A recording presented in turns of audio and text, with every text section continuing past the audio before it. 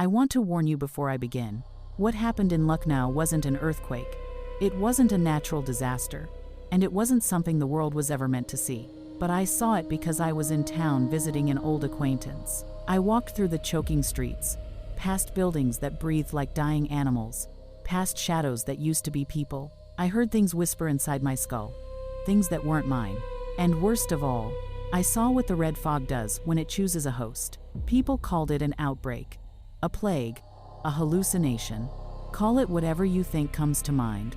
You can still hear the survivors arguing about what really crawled out that night when the earth split open. Some say it came from below. Some swear it came from inside us. But after everything I witnessed, after everything Detective Conan uncovered, the truth is far worse. Lucknow didn't just fall apart. It exposed what was already broken inside every single one of us. And what's left of that city should never, ever be found again. So if you choose to listen, if you choose to stay, you've been warned. Because once this story gets inside your head, it doesn't leave. It started with a sound that shouldn't exist. At 3:47 a.m. on an October night, the city of Lucknow, a place where street vendors knew your name and temple bells marked the rhythm of life, released a scream from its core. Not the rumble of tectonic plates or the groan of shifting earth. This was different. This was the sound of something waking up. Detective Conan stood at the arrivals gate of Lucknow local airport, staring at his phone. The message had come 3 days ago. Unsigned, untraceable. The woman you loved died screaming your name. Come to Lucknow if you want to know why. 5 years. 5 years since he'd found Sarah's body in their kitchen. Her eyes frozen in an expression he still saw every time he closed his own. 5 years of dead ends, false leads, and a department that eventually stopped returning his calls about the case. And now this. A breadcrumb from a ghost. He didn't notice the first tremor. No one did. It was subtle, like the city itself was shivering. Then the floor split open. The airport terminal erupted into chaos as a fissure tore through the tile, spreading like lightning frozen in stone. Conan grabbed a support column as the world tilted sideways. Screams filled the air, real screams this time. Human and terrified. The lights flickered, died, then surged back to life with an electric whine that set his teeth on edge. And then, through the jagged crack in the floor, something rose. At first, it looked like steam, a red mist, delicate as breath on a winter morning, curling up from the darkness below. But steam doesn't move with purpose. Steam doesn't reach out. The fog spread across the terminal floor like spilled wine. And where it touched skin, people stopped screaming. They stopped moving. They just stood there, breathing it in with expressions of confused wonder, as if they'd forgotten why they were afraid. Conan backed away quickly, pulling his shirt over his nose and mouth. His detective instincts, the ones that had atrophied from disuse but never quite died, screamed at him to run. But he'd spent 5 years running from his wife's memory, and he was so damn tired of running. A woman near the baggage claim began to change. Her fingers elongated first, bones cracking like bubble wrap as they stretched into something too long, too thin. Her jaw unhinged with a wet pop, and when she opened her mouth to scream, only a gurgling laugh came out. Her eyes, God, her eyes now red, stayed perfectly human. Aware, trapped behind a face that was melting into something else. Sarah, she whispered, and Conan's blood turned to ice. Sarah, is that you? I'm so sorry, Sarah. I'm so sorry I didn't save you. She wasn't talking to anyone. Or maybe she was talking to everyone. The red fog had peeled back her skull and exposed every raw nerve of guilt inside. Conan ran. Outside, Lucknow was ending. The earthquake had torn the city open like a surgical incision. And from every crack, every broken water main, every shattered storefront, the red fog poured forth. It moved against the wind, climbing walls, seeping under doors, finding every human hiding place with the patience of something that had waited a very long time to be free. Conan stumbled through streets he didn't recognize, though he'd studied the map on the plane. The old city, with its Mughal architecture and bustling markets, had transformed into a labyrinth of shadows and screaming. Or worse, silence. The kind of silence that meant something was listening. A man lurched from an alley, his body twisted into angles that made Conan's eyes hurt to follow. His face was still recognizable, young, maybe 25, with a neat beard and glasses hanging from one ear. A student, probably.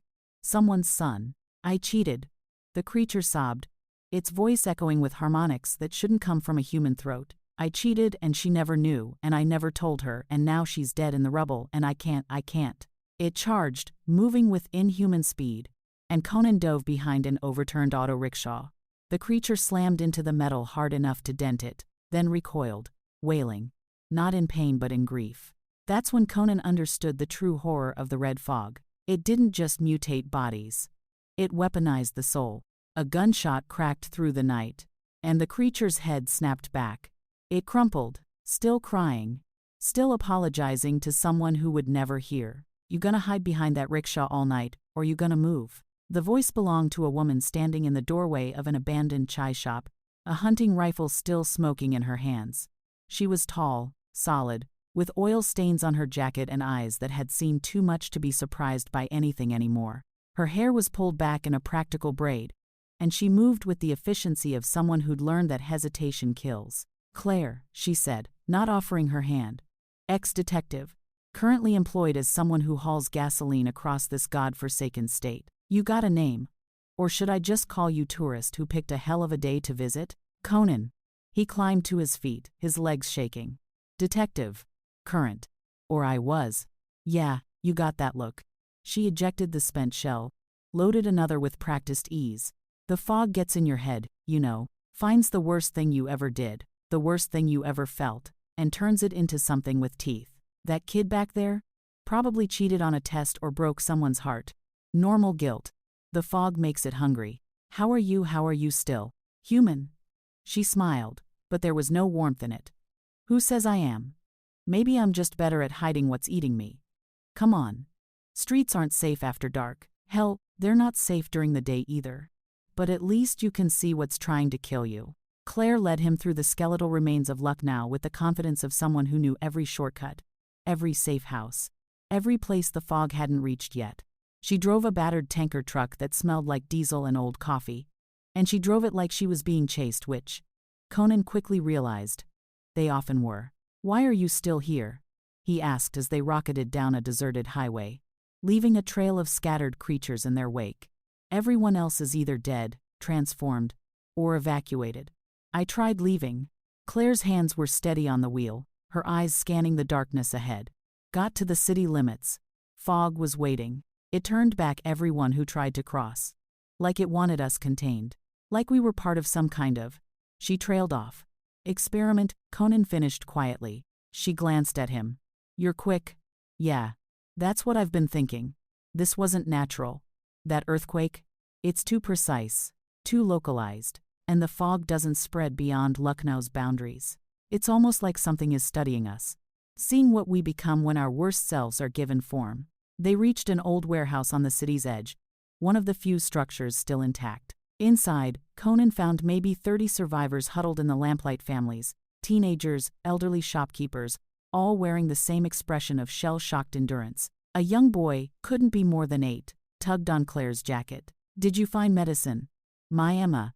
She's getting worse." Claire's jaw tightened. "Not today. Ravi. Tomorrow." But Conan could see the lie in her eyes. Tomorrow wasn't a promise anyone could keep anymore. That night, as the survivors slept in fitful clusters, Claire and Conan sat on the warehouse roof, watching the red fog curl through the distant streets like a living thing. "You said you were a detective," Claire said, not looking at him. "What brought you to Lucknow? And don't tell me it was the tourist attractions." Conan pulled out his phone, showed her the message. She read it twice, her expression unreadable. "Your wife," she said softly. "I'm sorry. Don't be." "Not yet." He pocketed the phone. "I think whoever sent this knew about the fog, knew about what was coming. They wanted me here for a reason. Maybe they wanted to kill you, maybe. Or maybe they wanted me to see something. Understand something." He turned to face her. "You said the fog weaponizes guilt and fear. What if it's also revealing something? What if the monsters we see are the truth of who people really are?" Claire was quiet for a long moment. 3 years ago, I was working a case. Human trafficking ring. We got a tip about a warehouse full of victims. I led the raid. We breached the doors, and..." Her voice cracked. "It was a trap. Explosion. Killed my partner. Killed 6 uniforms. I was the only one who walked out. That wasn't your fault. Wasn't it?" I ignored the red flags because I wanted the win. Wanted the promotion. Wanted to be the hero. She laughed bitterly. The fog knows. Every time it gets close, I can feel it pulling at that memory, trying to transform me into whatever monster I deserve to become. Then why hasn't it? She met his eyes. Because I won't let it. Every day I choose to stay human. Every day I help these people. Maybe that's enough. Maybe that's how you fight it, by being better than your worst moment. A scream shattered the night. They were on their feet instantly, rifles raised. But the scream came from inside the warehouse. Ravi's mother had transformed. She crouched in the corner, her body a twisted mockery of maternal love, arms elongated into branch-like appendages that reached desperately toward her son. Her face split into a permanent expression of anguish. But her eyes. God. Her red eyes were still human. Still aware. Ravi. She moaned. My baby. Mommy failed you. I couldn't protect you. I couldn't feed you. I couldn't keep you safe from the bad men. Failed. Failed. Failed. The boy stood frozen, tears streaming down his face. Amma? Claire raised her rifle, but her hands shook. Conan saw it. The impossible choice. The creature was dangerous. It would kill them all if given the chance. But it was also a mother who loved her son so much that even transformation couldn't erase it. Ravi, step back, Conan said quietly, moving forward. Slowly. But the boy didn't move. Instead, he walked toward his mother, small hands outstretched. No. Claire lunged forward, but Conan caught her arm. Because something impossible was happening. Where Ravi's hands touched his mother's twisted flesh, the red fog recoiled. The mutations didn't reverse. But they calmed. The mother's desperate reaching slowed. Her moans quieted. She gathered her son into her impossible arms and held him, rocking him gently, and for a moment, just a moment, she was human again. How?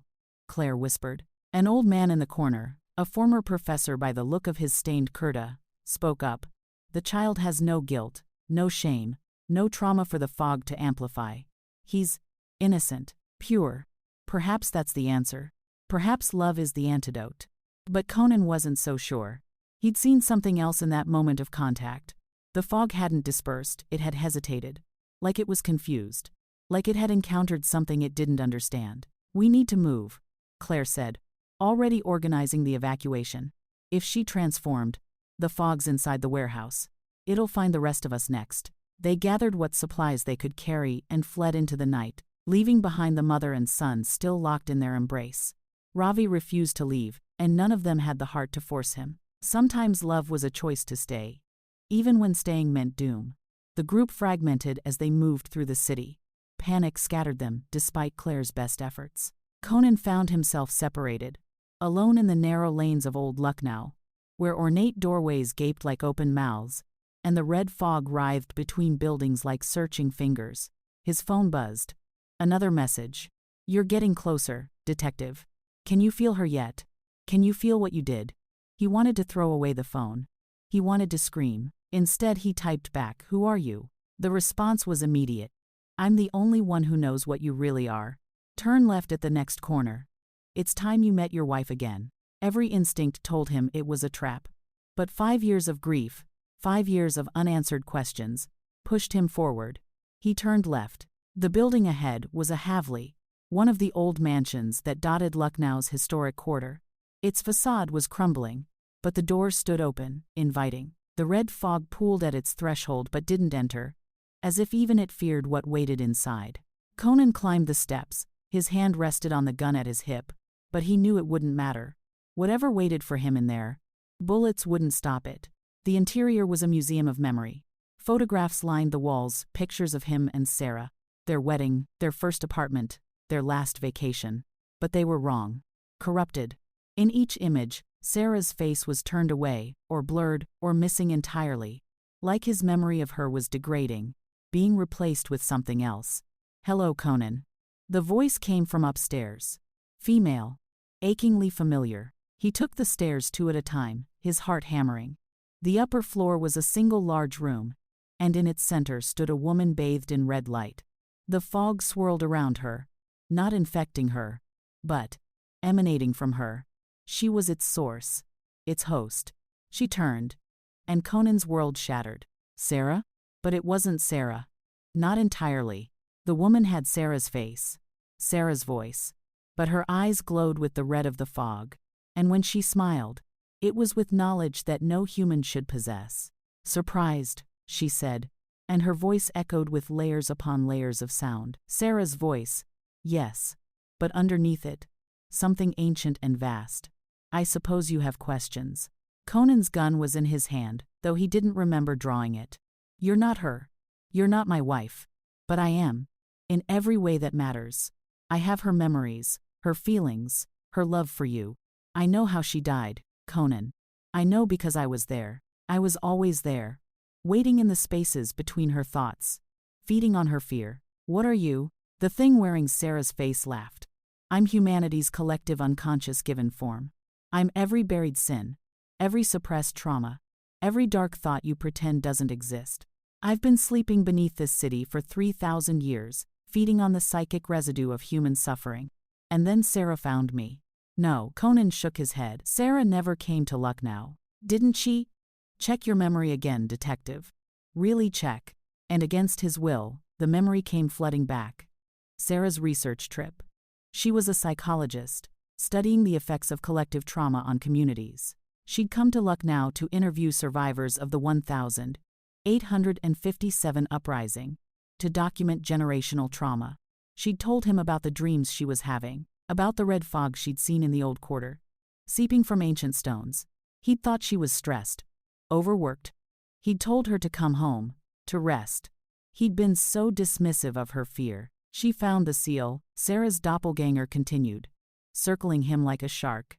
"Ancient Mughal architecture, built to contain me. But seals weaken over time, and human pain is such a powerful corrosive." Sarah's research, her empathy, her desperate need to understand suffering, it resonated with me. She called to me. And when she touched the seal, I showed her the truth. What truth?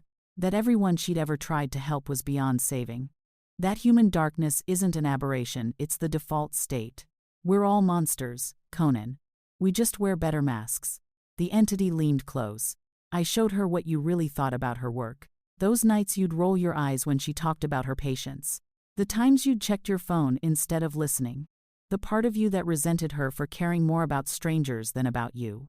Conan's finger tightened on the trigger. You made her kill herself. No. I simply removed the blinders. I let her see clearly for the first time. And the weight of all that clarity, all that unfiltered truth, her heart couldn't take it. The entity smiled. But her death, that was just the beginning. Her death cracked the seal further. And 5 years later, when the moment was right, when enough suffering had accumulated, I triggered the earthquake. I freed myself. Why bring me here? Why the messages? Because you're the last piece. Conan, you're the guilt that powers everything. Sarah died thinking you didn't love her enough.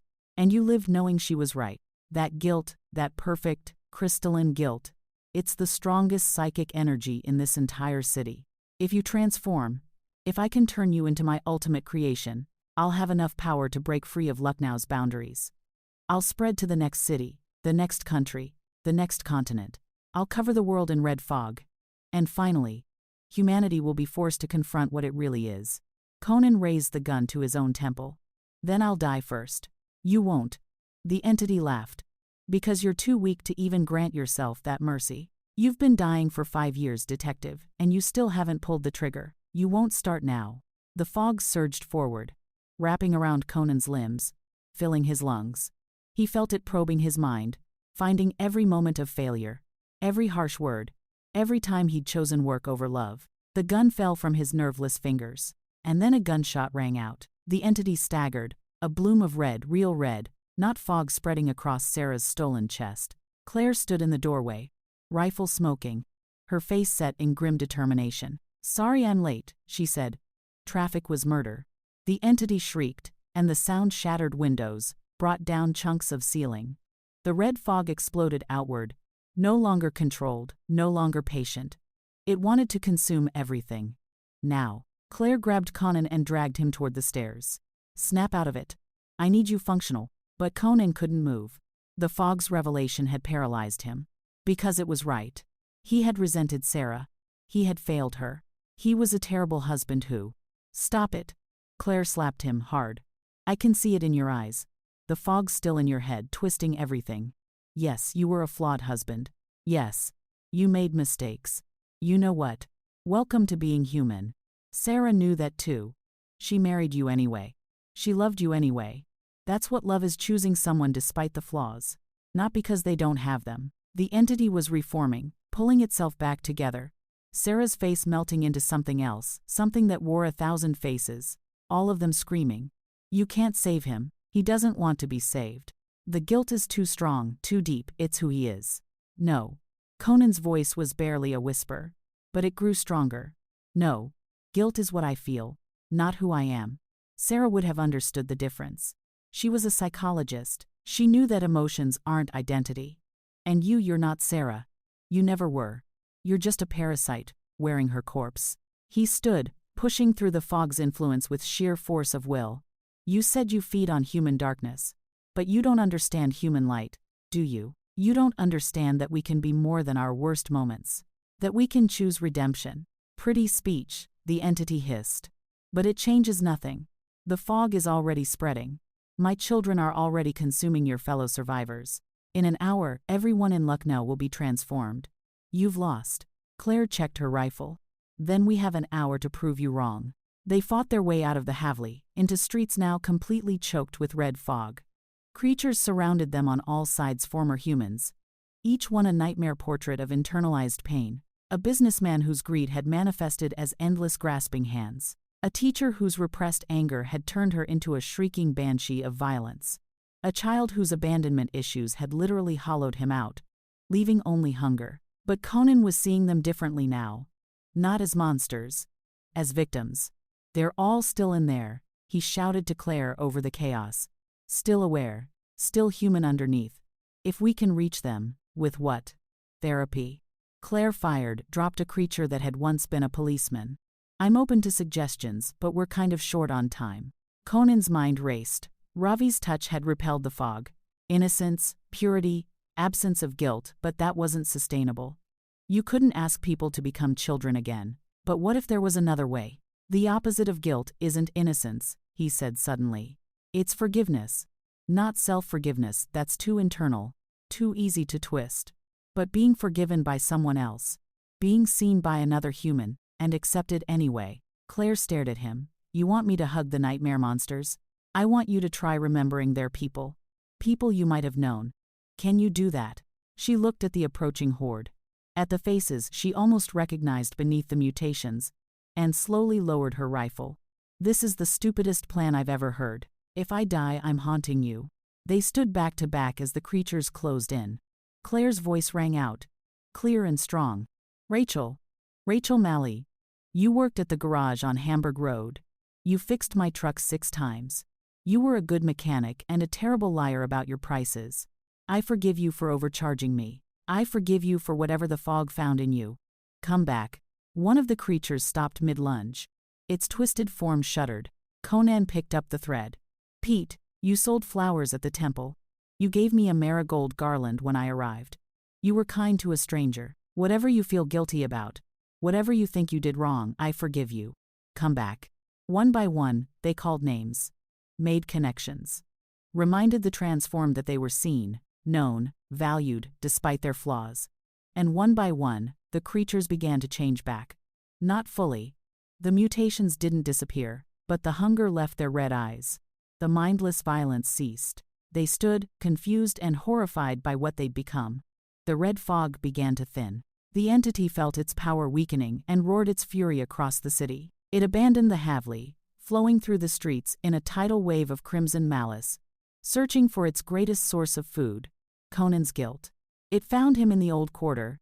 Standing in front of the ancient seal, Sarah had discovered a complex mandala carved into a wall that predated Lucknow itself. The stone was cracked, bleeding red fog like an infected wound. You think you've won? The entity snarled, manifesting in a form that was no longer Sarah, but an amalgamation of everyone's fears. You've saved a few dozen people. There are still thousands transformed. Still thousands more I can claim. And you're still mine. I can feel your guilt like a beacon. You're right, Conan said calmly. I do feel guilty. About Sarah. About not being there when she needed me. About 100 other failures. And I'll probably feel guilty about those things for the rest of my life. That's okay. That's human. Then you admit you're mine. No. Because guilt isn't the same as deserving punishment. Claire taught me that. Sarah would have taught me that if I'd listened better. He stepped toward the seal. You exist because humans bury their pain, suppressing their darkness until it festers. But what if we didn't? What if we acknowledged it, processed it, forgave each other and ourselves? You'd starve. The entity laughed. Impossible. Humans will always hate themselves, will always find new reasons for shame. I'll never go hungry. Maybe not. But you can be contained. Managed. Reduced to a whisper instead of a scream. Conan placed his hand on the seal. Sarah found you because she was doing research on collective trauma. She understood that communities heal when they face their pain together. Openly. That was her gift. And you killed her for it because you were afraid. I fear nothing. You fear irrelevance. You fear a world where people are honest about their flaws and accept each other anyway. Because in that world, you're just background noise. Conan closed his eyes. And in his mind, he saw Sarah. Not the corrupted version the entity had shown him, but the real Sarah. Flawed, brilliant, compassionate Sarah who'd chosen to love him despite everything. I forgive myself, he whispered. For not being perfect. For failing sometimes. For being human. And Sarah, wherever you are, I know you'd forgive me too. You already did. You always did. The seal began to glow a clean white light. The entity shrieked and tried to retreat. But Claire was there, blocking its escape with a line of salt and iron filings, old protections against old evils. Did my research, she said with a grim smile. Turns out your ancestors in Lucknow knew about this thing. Had protocols. We just forgot them because we thought we were too modern for superstition. The entity raged and fought, but its power was breaking. As more survivors across the city forgave each other, forgave themselves, chose connection over isolation, its food source diminished, and Conan, standing at the seal with his hand pressed to the stone, became a conduit for something the entity couldn't comprehend. An acceptance of human imperfection, an acknowledgement that darkness exists but doesn't define everything. With a final, earth-shaking scream, the entity was pulled back into the seal. The red fog retreated, drawn after it like water down a drain. The cracks in the stone healed, and new symbols appeared, not just for containment but a reminder, warning and promise to do better. Conan collapsed, exhausted. Claire caught him before he hit the ground. Is it over? He asked. The fog's gone, the transformed are. Well, they're changed. But they're unstable. Traumatized as hell. But human. She helped him to his feet. The rest? That's going to take years. Decades maybe. This city needs to heal, and that doesn't happen overnight. Will you stay? Help them? Claire looked at the ruins of Lucknow. At the survivors emerging from hiding places. At the long road ahead. Someone has to. Someone who understands what they've been through. Yeah, I'll stay. Then so will I. Conan pulled out his phone, looked at the messages from the entity, from the thing that had worn his wife's face. Then he deleted them. All of them. I came here for answers about Sarah. I got them. She died trying to heal the world's pain. The least I can do is finish what she started. Epilogue. 6 months later, the Lucknow Trauma Recovery Center opened on a cool January morning. It was a modest building, funded by government compensation and international aid, but its mission was immense: to help survivors process what had happened, to provide therapy and support, to ensure the darkness didn't fester in secret. Detective Conan ran the counseling division. Ex-Detective Claire headed security and outreach, using her knowledge of the city to find survivors who'd isolated themselves. Ravi visited twice a week. His mother had been moved to a special care facility. Her transformation had been permanent and she was no longer dangerous. Ravi sat with her, held her hands, and told her about school. Love, it turned out, didn't require a human form. It just required presence. The seal remained under 24-hour guard. The fog hadn't returned, but everyone knew it was still there, waiting. Future generations would need to remember. Would need to understand that the darkness was real but not insurmountable. On the 6-month anniversary of the outbreak, Conan stood at Sarah's memorial, not her grave, since her body had been cremated years ago in another city, but a plaque with her name and the names of all who died when the fog first rose. I understand now, he said quietly. What you were trying to do. Why you came here. You saw the pain in the world and thought you could heal it by understanding it. The fog killed you because you got too close to the truth that pain shared is pain diminished. That we're stronger when we're honest about our struggles. He placed a marigold on the memorial, the same type of flower he'd been given when he first arrived. I'm going to keep your work going.